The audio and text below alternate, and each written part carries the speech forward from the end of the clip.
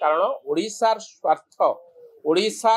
स्वार्थ पाई आमे को जगार कहा संगे गोटे इंची कंप्रोमाइज करने चाहबू ना तेणु किए कहार पर्सनाल वक्तव्य जदि देइचंती निश्चित भाव से तार उत्तर रखिबे एवं राज्यर सभापति अच्छा जो विधायक माने कहतु जी जहाँ कहे निश्चित भाव राज्य सभापति से विषय पचार देखु कथार घटना मु एक कथा आज शुणी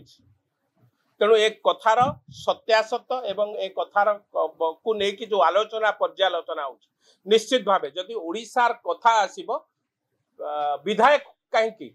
जेते बड़ नेतृत्व हेले मध्य आमे से घटना को निंदा करि परिबो ओडिशार स्वार्थ पई कहा संगे सालिश करा जीव नाही ओडिशार स्वार्थ